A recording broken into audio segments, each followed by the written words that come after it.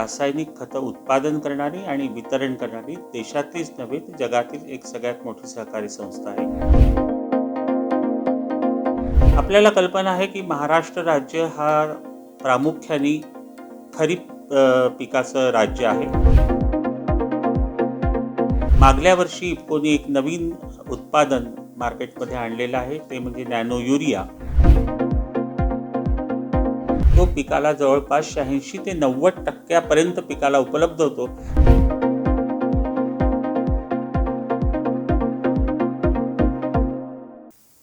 नमस्कार, कृषी जागरणमध्ये स्वागत. आज आपण आलो आहोत पुणे येथे इफ्को कंपनीचे महाराष्ट्र राज्य प्रमुख यांच्यासोबत बातचीत करण्यासाठी.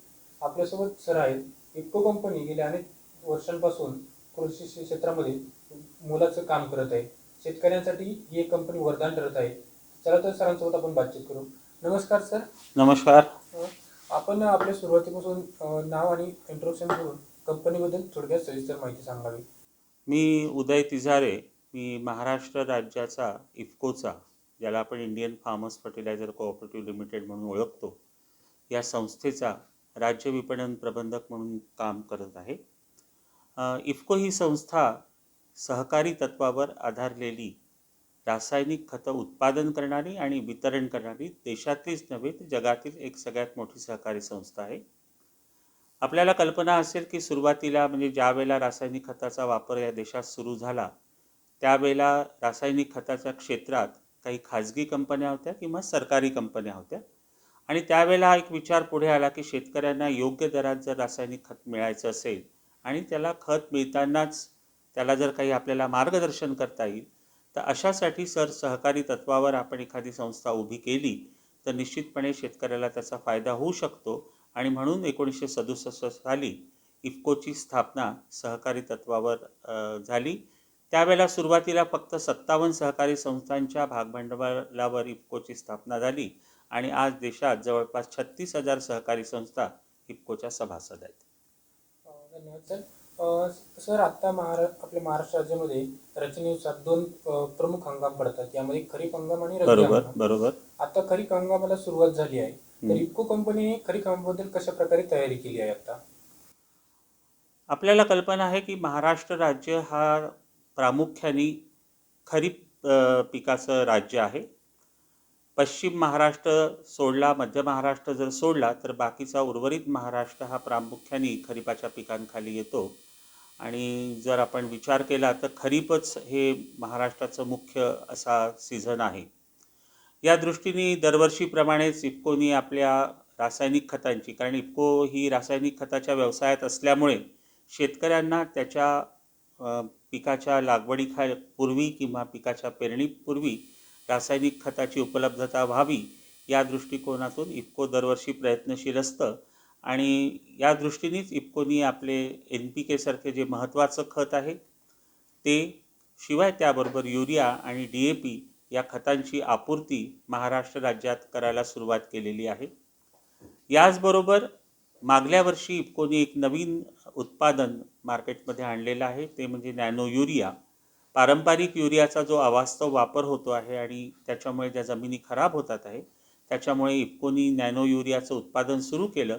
आणि हे नॅनो ही युरियासुद्धा मोठ्या प्रमाणावर आज इफ्कोनी संपूर्ण महाराष्ट्र राज्यात उपलब्ध करून दिलेलं आहे. सर, आत्ताच आपण उल्लेख केला की नॅनो युरियाचे असे वैशिष्ट्य काय आहे की जेणेकरून शेतकऱ्यांना जास्तीत जास्त फायदा होतो? थोडंसं याबाबत मला थोडंसं सविस्तर बोलावं लागेल. नॅनो युरिया हा नॅनो तंत्रज्ञानावर आधारलेला युरिया, द्रवरूप युरियाचं उत्पादन आहे. आपल्याला कल्पना आहे नॅनो म्हणजे सूक्ष्म. काय होतं की आपण पारंपरिक युरिया ज्या वेळेला पिकाला देतो, कारण पिकाला नत्राची मोठ्या प्रमाणावर गरज असते आणि ही नत्राची गरज पूर्ण करण्यासाठी आपल्याला पिकाला युरिया द्यावा लागतो. हा जो पारंपरिक युरिया आहे हा आपण जमिनीतून देत असतो. जमिनीत युरिया दिल्यानंतर त्याचं नत्राचं विघटन होतं आणि मग पिकाला तो नत्र उपलब्ध होतो. पण हे नत्राचं विघटन सुरू होत असतानाच त्यातला बराचसा म्हणजे काय, जवळपास 60 ते 70% नत्र हा एक तर हवेत उडून जातो किंवा नायट्रेट फॉर्ममध्ये तो पाण्याच्या संपर्कात येऊन पाण्यात मिसळला जातो आणि त्यामुळे पाणी पण खराब होतं, प्रदूषण पण वाढतं आणि याच्यामुळे जमिनी जर अवास्तव जर पारंपरिक युरिया वापरला तर जमिनीसुद्धा आपल्या खराब होतात. या सगळ्या गोष्टींवर मात करण्यासाठी म्हणून नॅनो तंत्रज्ञानावर आधारित इफ्कोनी नॅनो युरिया आणलेला आहे. याचा उद्देशच एक आहे की हा पिकाला जास्तीत जास्त प्रमाणात उपलब्ध व्हावा. आता तो पिकाला जास्तीत जास्त प्रमाणात उपलब्ध कसा होईल, तर नॅनो तंत्रज्ञानावर आधारलेला असल्यामुळे ह्या युरियाचे जे आहेत कण हे अतिशय सूक्ष्म कण आहेत आणि यामार्फत जेव्हा आपण नॅनो युरिया मार्फत जेव्हा आपण पिकाला नॅनो युरिया देतो, हा नॅनो युरिया फवारणीच्या माध्यमातून द्यायचा आहे आणि फवारणीच्या माध्यमातून देत असताना तो जेव्हा पिकाच्या पानावर पडतो फवारणीच्याद्वारे, तो पडल्यानंतर यातले जे सूक्ष्म कण आहेत ज्याला आपण नॅनो पार्टिकल्स म्हणतो, ते पिकावर असलेले जे स्टोमॅटा ज्याला आपण पर्णरंध्र म्हणतो त्याच्या थ्रू ते ॲब्सॉर्ब केले जातात, पिकात ते शोषल्या जातात आणि पिकांमधल्या पानामध्ये ज्या वेगवेगळ्या पेशी असतात त्यातल्या ज्या पोकळ्या असतात त्याच्यात तो साठवला जातो आणि पिकाला त्याच्या उपलब्धतेनुसार हा नत्र मिळत राहतो आणि पिकाला जो आपण पारंपरिक युरियाच्या मार्फत नत्र देतो, जो जमिनीवर टाकतो मग त्याच्यातले लॉसेस होतात, ते कुठल्याही प्रकारचे लॉसेस या नॅनो युरियामध्ये होत नाही. तो पिकाला जवळपास 86 ते 90% पिकाला उपलब्ध होतो. त्याच्यामुळे शेतकरी बांधवांचा जो काही खर्च नॅनो युरियावर होतो तो संपूर्णपणे पिकाला उपलब्ध होऊन त्याचं उत्पादन वाढीत रूपांतर होतं. सर, तुम्ही नॅनो युरियाबद्दल खूपच चांगली आणि सविस्तर माहिती दिली. पूर्वीच्यामध्ये जो युरिया आपण शेतामध्ये असं वापरायचो, त्या नॅनो युरियाचा उपयोग हा 90% पिकाला होतोय. बरोबर यामधून शेतकऱ्याचं उत्पन्न वाढण्यासाठी सगळ्यात मोठं म्हणजे उत्पन्न वाढण्यासाठी बरोबर मदत होणार आहे. बरोबर तर सर, आता इफ्को कंपनीने NPK खतामध्ये एक पूर्वीपासूनच एक चांगलं मार्केटमध्ये नाव आहे. बरोबर त्याचबरोबर इफ्कोने आता नवीन नॅनो युरिया काढला. बरोबर तर नवीन कंपनी मार्केटमध्ये नव्याने चर्चेत आली आहे. हं. तर यामध्ये मार्केटिंग स्टाईल कशा प्रकारे आहे सर? इफ्कोची मार्केटिंग स्टाईल ही पूर्वीपासून एकच आहे. आपण मुख्यत्वे करून आपला जो काही सगळे प्रॉडक्ट्स आहे हे सहकाराच्या माध्यमातून विकत असतो. आपल्याला माहिती आहे की इफ्को ही सहकारी संस्था आहे आणि त्याच्यामुळे आमच्या ज्या सभासद सहकारी संस्था आहे किंवा इतर सहकारी संस्था आहे ज्या खताच्या व्यवसायात आहे त्यांच्यामार्फत आपण रासायनिक खताचं आणि त्याचबरोबर नॅनो युरियासारखे जे प्रॉडक्ट आपण आणलेले आहेत यांचंसुद्धा शेतकऱ्यांपर्यंत वितरण करत असतो. परंतु बऱ्याच ठिकाणी असं लक्षात आलं आहे की महाराष्ट्र राज्याचा जर विचार केला तर महाराष्ट्राच्या काही भागात सहकारी संस्था तेवढ्या ॲक्टिव्ह नाहीत, त्या व्यवसाय करू शकत नाहीत किंवा त्यांची व्यवसाय करण्याची क्षमता नाही. अशा गोष्टींमुळे मग त्या भागातला शेतकरी वंचित राहू नये, त्या भागातल्याही शेतकऱ्यांना रासायनिक खतं, इफ्कोची नवीन नवीन उत्पादनं, विशेषतः यावर्षी जे आपण नॅनो युरिया आणलेला आहे ती उत्पादनं मिळावी या दृष्टिकोनातून इफ्कोची एक जी सहयोगी संस्था आहे इफ्को ई बाजार, याचीसुद्धा आपण फ्रँचायझी द्यायला सुरुवात केलेली आहे. त्यानंतर इफ्कोची एक आणखीन एक संस्था आहे फार्म फॉरेस्ट्री डेव्हलपमेंट कोऑपरेटिव्ह, त्यांच्या पण फ्रँचायझी आपण द्यायला सुरुवात केली आहे, जेणेकरून महाराष्ट्र राज्यातल्या कानाकोपऱ्यातल्या प्रत्येक शेतकऱ्याला इफ्कोची उत्पादनं उपलब्ध व्हावी. ज्या ठिकाणी सहकारी संस्था आहेत त्या ठिकाणी प्रामुख्याने इफ्कोची उत्पादन ही सहकारी संस्थांच्या मार्फत दिल्या जातात.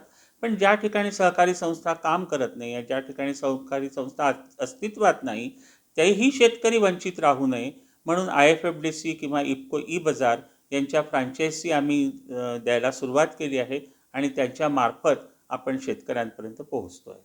सर, तुम्ही आताच उल्लेख केला की इफ्को एक सहकारी संस्था आहे. अगदी बरोबर. सहकारी संस्थेमार्फत असे शेतकऱ्यांना तुम्ही काही सबसिडी स्कीम वगैरे अशा प्रकारे काही लागू करते का कंपनी?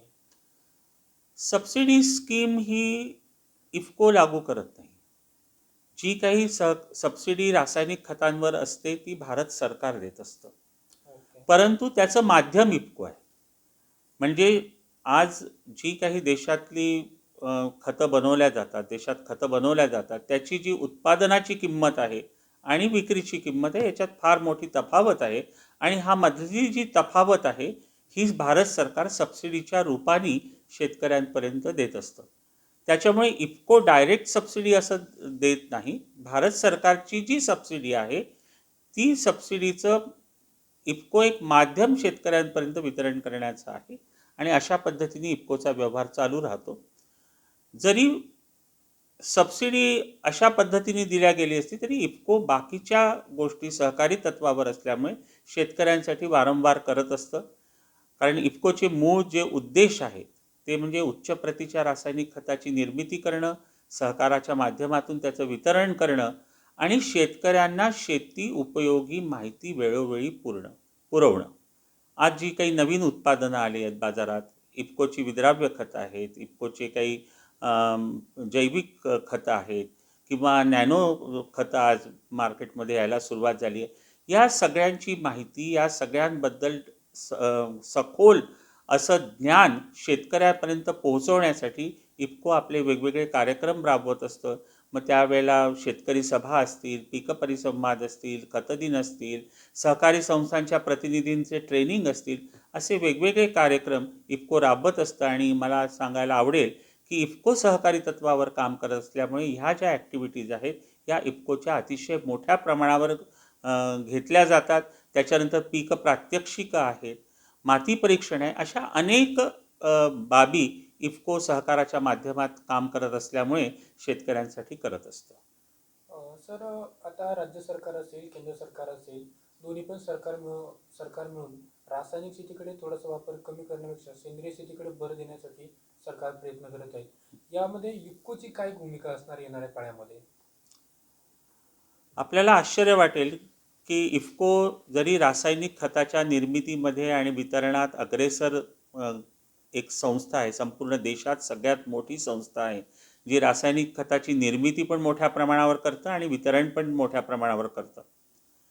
हे करत असताना इफकोचा सुरुवातीपासून ध्येय धोरणं हेच राहिले आहेत की रासायनिक खताचा अतिरेक न होता शेतकऱ्याचं उत्पादन वाढलं पाहिजे. आणि रासायनिक खताचा अतिरेक न होण्यासाठी ज्याला आपण समतोल रासायनिक खताचा वापर, ही इफकोच्या स्थापनेपासूनच इफकोनी अंगीकारलं एक धोरण आहे की शेतकऱ्यांनी समतोल रासायनिक खताचा वापर करावा. आता तुम्ही जो प्रश्न केला की केंद्र सरकार आणि राज्य सरकार थोडंसं जैविक शेतीकडे वळत आहे, येस, इफकोसुद्धा या दृष्टीने प्रयत्न करत आहे. आता इफको नॅनो प्रॉडक्टची निर्मितीच त्यातून झाली आहे की ज्याच्यात कमीत कमी रसायनं आहेत आणि त्या रसायनांचा आपल्या हवेवर, पाण्यावर, जमिनीवर काहीही परिणाम होणार नाही, पण शेतकऱ्याचं उत्पादन वाढेल. त्याच्यातलं नॅनो युरिया आपण निर्मिती करायला सुरुवात केलेली आहे. त्याच्यानंतर पुढल्या वर्षीपर्यंत आपण नॅनो DAP सुद्धा मार्केटमध्ये आणणार आहे. म्हणजे हळूहळू आपण पूर्ण रासायनिक खताकडून या गोष्टींकडे वळतो आहे की ज्याच्यामुळे प्रदूषण, पाणी खराब होणं, जमिनी खराब होणं या सगळ्या गोष्टी टाळता येतील. त्याच्यानंतर इफकोनी आपले जैविक खतंसुद्धा मार्केटमध्ये आणली आहेत. वारंवार इफको आपल्या प्रत्येक सभेतून, प्रत्येक कार्यक्रमातून जैविक खतांचा प्रचार आणि प्रसार मोठ्या प्रमाणावर करत असेल की जेणेकरून जैविक खतांचा जर शेतकऱ्यांनी वापर केला तर निश्चितपणे त्याची रासायनिक खताची जी गरज आहे ती कमी होईल. आणि या सगळ्या गोष्टीचा जर विचार केला तर इफको निश्चितच रासायनिक खताचा अवास्तव वापर टाळण्यासाठी जे काही प्रयत्न करता येतील ते करत आहे. सर, आता शेतकऱ्यांसाठी नॅनो युरिया पूर्णपणे उपलब्ध आहे. बोलले की येणाऱ्या काळामध्ये नॅनो DAP येणार आहे. बरोबर. नॅनो DAPचे येणाऱ्या काळामध्ये जसे नॅनो युरियाची वैशिष्ट्य मी तुम्हाला सांगितली, त्या वैशिष्ट्यांमध्ये मला काही गोष्टी मघाशी आपल्या प्रश्नात राहून गेल्या की नॅनो युरियाचं सगळ्यात वैशिष्ट्य म्हणजे की त्याच्यामुळे प्रदूषण, पाणी खराब होणं किंवा जमिनी खराब होणं ह्या गोष्टी होणार नाही. त्याच्यानंतर शेतकऱ्याला वाहतुकीसाठी, साठवणुकीसाठी अतिशय सोपं आहे. म्हणजे एक बॅग युरियाची ठेवण्यापेक्षा एक 500 मिलीलिटर 500 मिलीलिटरची जर नॅनो युरियाची बाटली जर तो आपल्या खिशात सुद्धा घेऊन जाऊ शकतो. बरोबर आहे सर. कारण आपल्याला कल्पना आहे की एक बॅग युरिया म्हणजे एक 500 मिलीलिटरची नॅनो युरियाची बाटली. बरोबर. एका बॅगची तुलना आपण त्याच्याशी करू शकतो किंवा त्याची कार्यक्षमता तेवढी राहते. त्याच्यामुळे वाहतुकीचा खर्च त्याचा वाचणार आहे, प्रदूषण होणार नाही, पाणी खराब होणार नाही, जमिनी खराब होणार नाही, शेतकऱ्याचं उत्पन्न वाढणार आहे कारण तो जो नॅनो युरिया आहे तो संपूर्णपणे त्या पिकाला उपलब्ध होणार आहे. किमतीच्या दृष्टिकोनातून जरी विचार केला तर त्याच्यात शेतकऱ्याची आर्थिक बचत पण आहे जर युरियाची एक बॅग आज आपण जर मार्केटमध्ये घ्यायला गेलो तर त्याची 266 रुपये किंमत आहे. नॅनो युरियाची 500 मिलीलिटरची बाटली जी एका बॅगच्या युरियाच्या बरोबरची आहे ती शेतकऱ्याला 240 रुपयाला मिळणार आहे. त्याच्यानंतर कुठल्याही पिकाला, कुठल्याही प्राण्याला, कुठल्याही पक्षाला हा नॅनो युरिया अपायकारक नाही. कुठल्याही पिकाला चालण्यासारखा आहे. आणि सगळ्यात महत्त्वाची गोष्ट, जर शेतकऱ्याला आपल्याला माहिती आहे की आपल्याला हे फवारणीच्या माध्यमातून द्यायचं आहे, तर शेतकरी इतर विद्राव्य खतं किंवा जैविक खतं म्हणण्यापेक्षा विद्राव्य खतं किंवा संवर्धक याच्याबरोबर याची फवारणी करू शकतो. त्याच्यामुळे त्याच्यात शेतकऱ्याची बचत होणार आहे. नॅनो DAP सुद्धा तसाच राहणार आहे. नॅनो DAP सुद्धा एक बॅग DAPची जी आहे त्याच्याबरोबर 500 मिलीलिटर नॅनो DAPची कार्यक्षमता राहणार आहे. तर त्याच्यामुळे हे जे फायदे आहेत ते सगळे फायदे नॅनो DAP सुद्धा आपल्या शेतकऱ्याला मिळणार आहे. आणि दुसरी गोष्ट की जी बाजारात आज DAPची किंमत आहे जवळपास एक अंदाज, अजून ते प्रॉडक्ट मार्केटमध्ये यायचं पण त्याच्यापेक्षा अर्ध्या किमतीत शेतकऱ्याला ते उपलब्ध होईल अशी शक्यता आहे. त्याच्यामुळे शेतकऱ्याचा नॅनो तंत्रज्ञानावर आधारलेली जी काही प्रॉडक्ट आहे, नॅनो युरिया म्हणा, नॅनो DAP म्हणा, याच्यामुळे निश्चितच फायदा होणार आहे. आता सर, केंद्र सरकार आणि राज्य सरकार दोन्ही संयुक्त विद्यमाने शेती क्षेत्रावरती खूप जास्त प्रमाणात फोकस करते. कारण जर कोरोनाने आपल्याला परसमय दाखवून दिलं, जर शेतकरी जगला तरच जग चालणार आहे. हे कोरोनामुळे सिद्ध झालं आणि पूर्वीपासूनच हे सत्य आहे, शेतकरी असेल तर जग टिकेल. तर आता येणाऱ्या काळामध्ये कंपनीची काय ध्येय धोरणं असणार आहे?